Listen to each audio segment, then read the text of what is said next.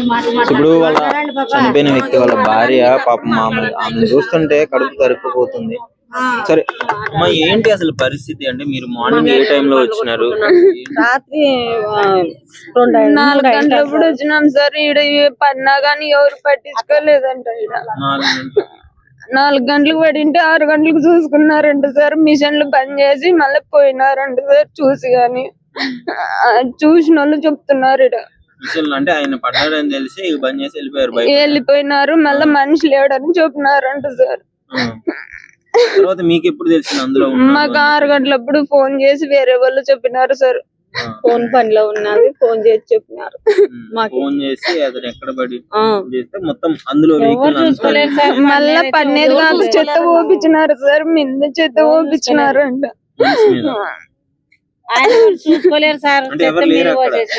మనిషి పన్నారని తెలిసి కూడా చెత్త ఓపించినారంట. అంటే మీకు ఏం న్యాయం కోరుకుంటారమ్మా ఇప్పుడు? మాకు సార్, సన్న పిల్లలు ఉన్నారు, అందరూ ఏం లేదు.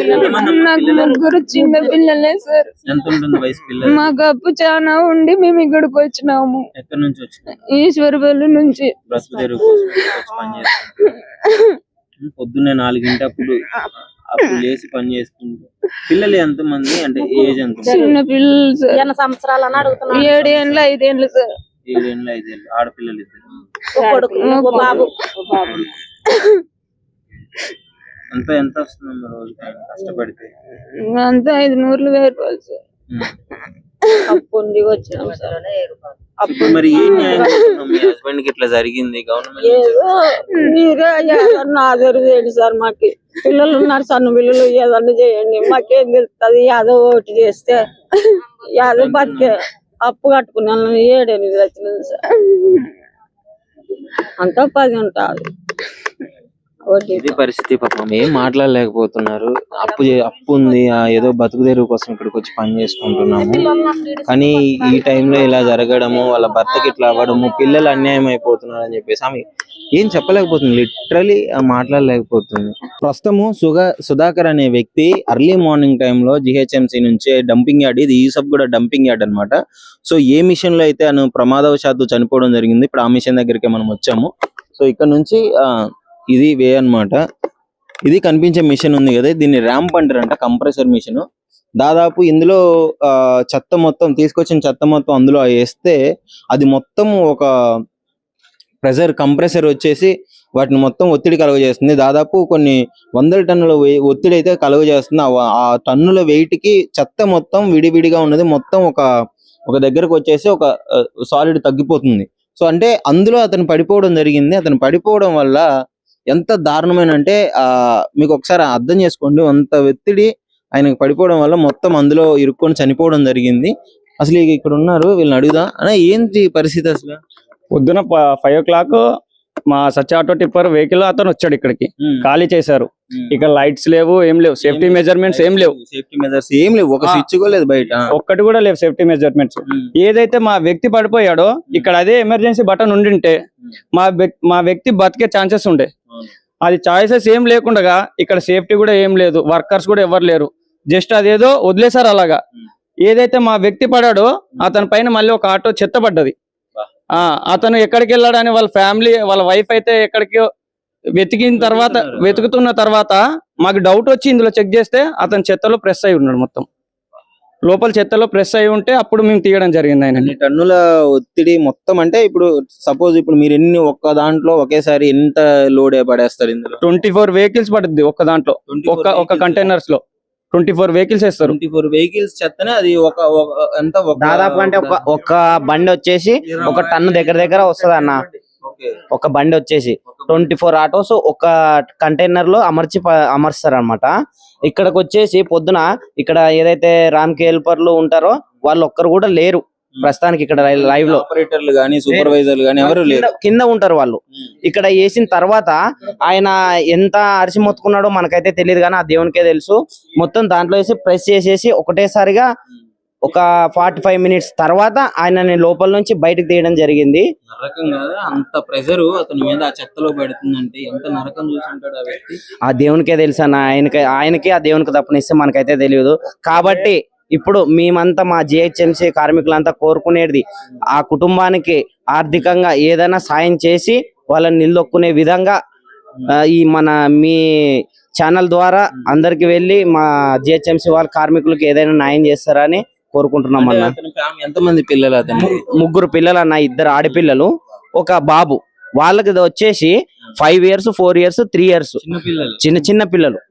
కాబట్టి మీ సోషల్ మీడియా వేదికగా నేను చేసుకొని మన గ్రేటర్ లో ఉన్న అందరికి పేరు పేరున చెప్తున్నానన్న, దయచేసి మాకు సాయం చేయండి, మా వెనకుండి నడిపించండి అన్న మమ్మల్ని. ఎవరైనా సూపర్వైజర్ ఉంటే బతికే ఛాన్సెస్ ఉండేవి. అట్లీస్ట్ ఏదో వాళ్ళ వర్కర్ ఎవరైతే ఉన్నారో ఆయన జస్ట్ చూసినా మా వ్యక్తి బతికేవాడు. వాళ్ళ నిర్లక్ష్యం వల్ల మా వ్యక్తి ఇప్పుడు చనిపోవాల్సి వచ్చింది. ఈ మిషన్ స్టార్ట్ అయినప్పుడు ఏమన్నా సౌండ్స్ సౌండ్స్ ఎక్కువ ఉంటాయి. ఇప్పుడు లైట్ మెజర్మెంట్స్ ఉంటే ఇప్పుడు మా అన్నయ్య ఎవరైతే ఉన్నారో ఆయన బతికే ఛాన్సెస్ ఉండే. వాళ్ళ నిర్లక్ష్యం వల్ల ఇప్పుడు మా వ్యక్తిని కోల్పోవాల్సి వచ్చింది మేము. అంటే మీకు ఎలా ఈ మిషన్ ఎలా అంటే చెత్త మొత్తం వేసిన తర్వాత ఇటు సైడ్ నుంచి ఒక ఐరన్ రాడ్ వస్తుంది. అది ఐరన్ పెద్ద ప్లేట్ వస్తుంది, ర్యాంప్.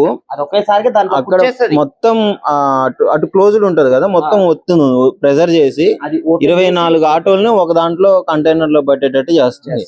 అంటే మీరు అర్థం చేసుకోవచ్చు, 24 ఆటోల చెత్తని ఇందులో పడేస్తే అది ఒక దాంట్లోకి లోడ్ ఎక్కించడానికి అంత కంప్రెస్ చేసి అంత ఒత్తిడిని కలుగజేసి దాన్ని తగ్గిస్తుంది. సో అందులో అతను పడిపోవడం జరిగింది. ఎంత నరకం చూసి ఉంటాడు, ఊపిరాడక ఎంత మొత్తుకొని ఉంటాడు. అదే ఒక సూపర్వైజర్ గానీ ఒక మిషన్ ఆపరేటర్ గానీ ఇక్కడ ఉండుంటే మా వాడు బతికేవాడు, కనీసం ఇంజురీస్ తోటైనా బయటపడేవాడు అని చెప్పేసి వీళ్ళు అనుకుంటున్నారు. ఇంకా దారుణమైన సంఘటన ఏంటంటే అతనికి 3 పిల్లలంట, 2 ఆడపిల్లలంట. అందరు చిన్న పిల్లలు, 5 సంవత్సరాలు 6 సంవత్సరాల పిల్లలు. ఎంత దారుణమైన విషయం అంటే చాలా బాధాకరమైన. అందుకే అందరూ వచ్చి ఇక్కడ ధర్నా చేయడం జరుగుతుంది. యూసఫ్ కూడా మొత్తము గ్రేటర్ హైదరాబాద్ మొత్తానికే బంద్ చేయడం జరిగిందన్న. మా కార్మికులు, మా జిహెచ్ఎంసీ సోదరులు ఎక్కడున్నా సరే, ఏ డంపింగ్ యార్డ్ అయినా గ్రేటర్ మొత్తానికి మేము స్ట్రైక్ చేయడం జరుగుతుంది. కాబట్టి మా కార్మికునికి న్యాయం చేసే విధంగా మీ మీడియా వాళ్ళు గాని, మీడియా మిత్రులు గాని, ఇతరమైన వ్యక్తులు గాని మాకు సాయం చేసే విధంగా ముందుకు వస్తారని ఆశిస్తున్నామన్న. ఇది పరిస్థితి. ఒకసారి వాళ్ళ ఫ్యామిలీ పరిస్థితి అర్థం చేసుకోండి. అంటే ఎంత బాధాకరమైన చెప్తుంటే మీకు అసలు ఎంత బాధ అనిపిస్తుంది అంటే, అంత పెద్ద మిషన్ లో మళ్ళీ అతను పడిపోయిన తర్వాత ఇంకో 2 ఆటోల చెత్త కూడా తను ఉన్నాడని తెలియక పడివేసింది. ప్రస్తుతం ఒకసారి అడిగి తెలుసుకుందాం. వీళ్ళ డిమాండ్స్ అన్ని మొత్తం డంపింగ్ యార్డ్లు అన్ని బంద్ చేయడం జరిగింది. ఇతనికి న్యాయం జరిగితేనే మళ్ళీ మేము ఆటోలు కానీ బండ్లు కానీ తీస్తామని చెప్పేసి అని అంటున్నారు. సో ప్రస్తుతం నేను యూసఫ్ కూడా డంపింగ్ యార్డ్ లో ఉన్నాను. ఇక్కడ ఏదైతే మీరు మిషన్ చూస్తున్నారో ఇందులో ఒక కార్మికుడు సుధాకర్ అనే వ్యక్తి కింద పడి చాలా ఘోరంగా చనిపోవడం జరిగింది. ఆయన చావు ఎంత ప్రమాదకరంగా ఉంది అంటే ఒకసారి మీరు ఈ మిషన్ చూడండి.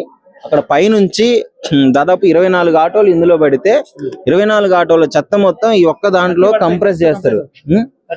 ఇది కనిపిస్తుంది 30 వరకు పడుతుందంట. ఇందులో ఈ కంప్రెసర్ ఇక్కడ జిహెచ్ఎంసీ మిషన్ ఉంది కదా, సో ఇందులోకి మొత్తాన్ని గట్టిగా కుక్కడం జరుగుతుంది. సో ఆ ప్రాసెస్ లో అనుకోకుండా ప్రమాదవశాత్తు పడిపోవడము, సో అతని బాడీ కూడా ఇందులో కుక్కి, అంటే ఎంత ఊపిరాడకుండా ఎముకలన్నీ విరిగిపోతాయి. లిటరలీ చెప్పాలంటే ఆ ప్రెజర్ కి ఎముకలన్నీ విరిగిపోయి అంతా ఒక దగ్గరికి అయిపోతుంది పల్సగా. అని ఎంత నరకం చూసి ఉంటాడు. అసలు ఈ మిషన్ గురించి ఇక్కడ వీళ్ళు కార్మికులు ఉన్నారు, ఒకసారి అడిగి తెలుసుకుందాము. ఏంటి అసలు ఇంత దారుణమైన పరిస్థితి? గతంలో కూడా ఒక 2 పడ్డారు అని చెప్పేసి చెప్తున్నారు. అప్పుడు ఆపరేటర్ ఉండడం వల్ల బతికారు అని అన్నారు. మరి ఏంటి ఇప్పుడు ఎవరి నిర్లక్ష్యం అంటారు? ఇది పూర్తిగా రామ్కి యాజమాన్యం నిర్లక్ష్యం. పూర్తిగా రామ్కి సంబంధించిన యాజమాన్యం ఏదైతే ఉందో వారికి సంబంధించిన నిర్లక్ష్యం. అంతకు ముందు ఇదే సేమ్ ఇక్కడే డంపింగ్ యార్డ్ లో కాంట్రాక్ట్ తీసుకున్నా కంప్లీట్. సో వారికి సంబంధించిన నిర్లక్ష్యం ఇది. సో అంతకు ముందు ఒకసారి సేమ్ యాజ్ ఇట్ ఈజ్ వారి నిర్లక్ష్యం వల్ల ఒక ఆటో పడిపోవడం, సో వెంటనే ఆపరేటర్ చూసి తీయడం, ప్రాణాలతో బయటపడ్డారు. కానీ ఈ రోజు ఏ డంపింగ్ యార్డ్ చూసుకున్నా సరే, ఈ ఒక్క డంపింగ్ యార్డ్ అని కాదు, గ్రేటర్ హైదరాబాద్ లో ఉన్న ప్రతి ఒక్క డంపింగ్ యార్డ్ లో కార్మికులకి కనీస మౌలిక సదుపాయాలు లేకుండా నిర్వహణ చేస్తున్నారు వీళ్ళు.